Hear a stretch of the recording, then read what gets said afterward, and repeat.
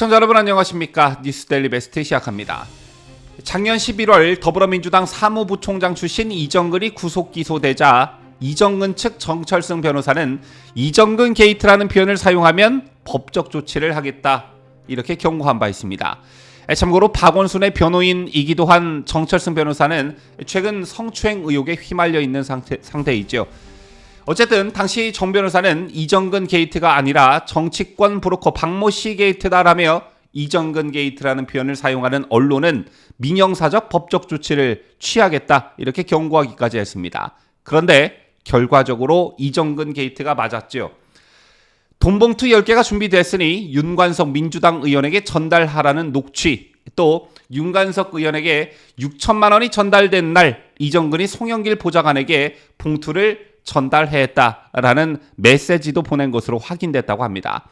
여기에 민주당 현역 의원 10명이 돈봉투를 받은 혐의를 검찰이 포착했고 수사 대상에 전직 당대표인 송영길까지 거론되고 있으니 이걸 어찌 이정근 게이트라 하지 않을 수 있겠습니까?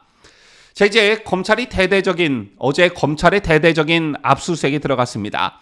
2021년 송영길 후보 캠프에서 활동했던 민주당 윤관석 의원과 이성만 의원, 참고로 이 둘은 모두 인천을 지역구로 두고 있는 의원들이고요.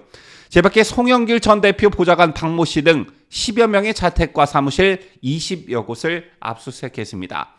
어제도 언급해드린 바 있지만 검찰이 현역 국회의원에 대한 압수수색을 이처럼 대대적으로 벌였다는 것은 그만큼 혐의 입증에 자신이 있다는 것으로도 해석되는 부분입니다.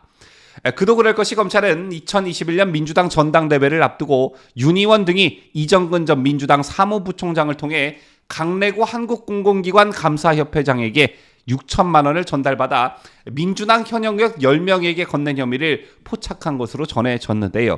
당시 의원 1인당 300만 원이 든 봉투를 두 차례 전달한 정황을 확보했다고 하고요. 특히 검찰은 윤 의원에게 6천만 원이 전달된 날 이정근이 송영길 전 대표 보좌관 박모 씨에게 전달했습니다 라는 메시지를 보낸 것도 확인했다고 합니다.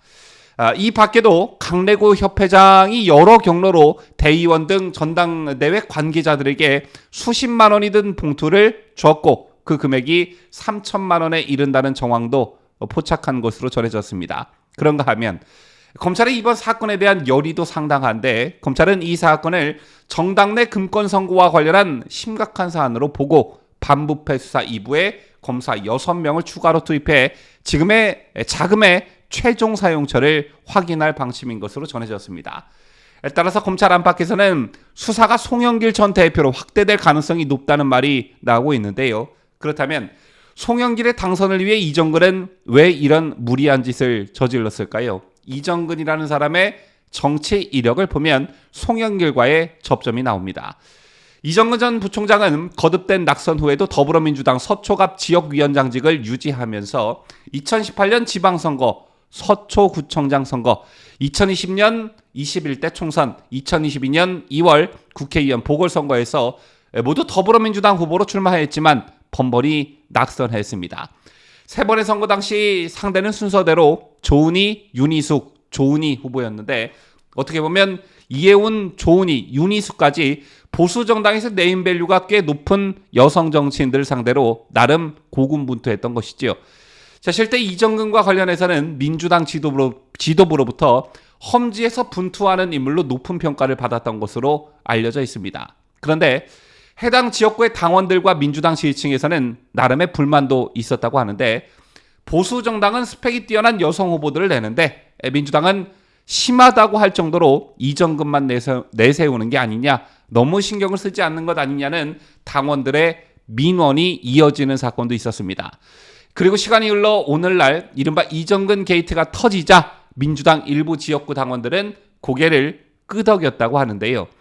해당 지역구의 한 민주당원은 이정근 구속 후 언론과 인터뷰에서 서초갑은 X세대, 친문 4050 세력도 강하기 때문에 민주당이 잘만 하면 가져올 수도 있는 곳인데 어쩐지 너무 오랜 기간 특정인이 지역구를 차지하고 있다는 생각을 당원들이 다들 했다라며 이정근 게이트라는 특별한 사연이 있었다는 사실을 이제야 알았다 이렇게 토로하기도 했습니다. 여기서 두 가지 정도를 추측해 볼 수 있는데 한 가지는 선거에서 경쟁력이 없는 후보를 오랜 시간 당협위원장직 자리에 계속 앉히면서 유지시켰다라는 것은 송영길을 비롯한 당 지도부의 어떤 비호가 있었다는 것을 알 수 있는 대목이고요.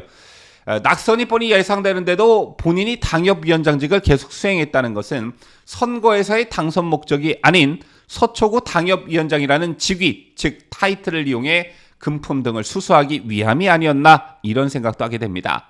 어쨌든 앞서도 말씀드렸지만 검찰의 수사가 종국적으로는 송영길을 타켓으로 하고 있다 이런 말도 나오고 있는 상황인데요. 당시 전당대회에서 금품 선거로 송영길을 열심히 밀었던 윤관석은 송영길 당대표 당선 이후 당 사무총장에 임명이 됐고 이정근 역시 원외 인사였음에도 불구하고 사무부총장에 임명됐습니다. 앞뒤가 딱딱 들어맞죠.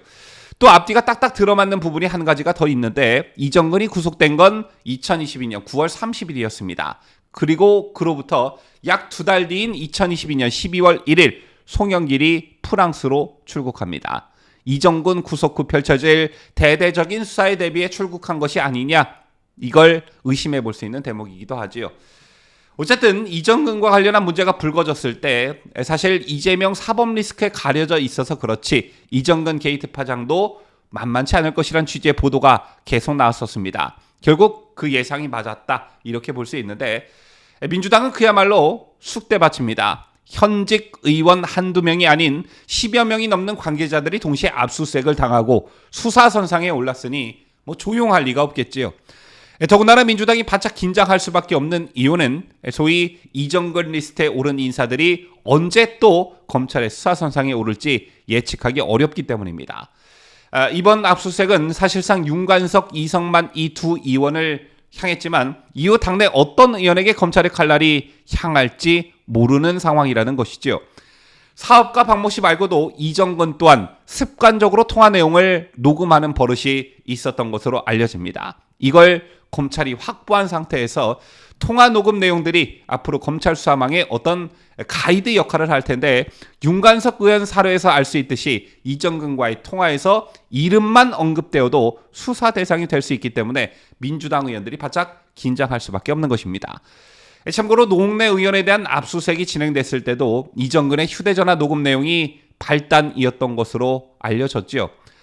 더군다나 이정근은 어제 1심에서 법원으로부터 검찰의 구형보다 높은 징역 4년 6개월의 추징금 또한 9억 8천만 원이 선고됐습니다. 이게 항소심에서 뒤집힐 가능성은 없다고 보고 그렇다면 이정근의 현재 심리 상태는 어떻겠습니까? 자포자기 심정이 아닐까 생각하는데 앞으로 검찰의 이정근에 대한 추가 수사에서 이정근의 입에 관심이 갈 수밖에 없는 대목인 듯합니다. 지금까지 저는 자유대한민국을 수호하는 뉴스데일리 베스트 민앵커였습니다.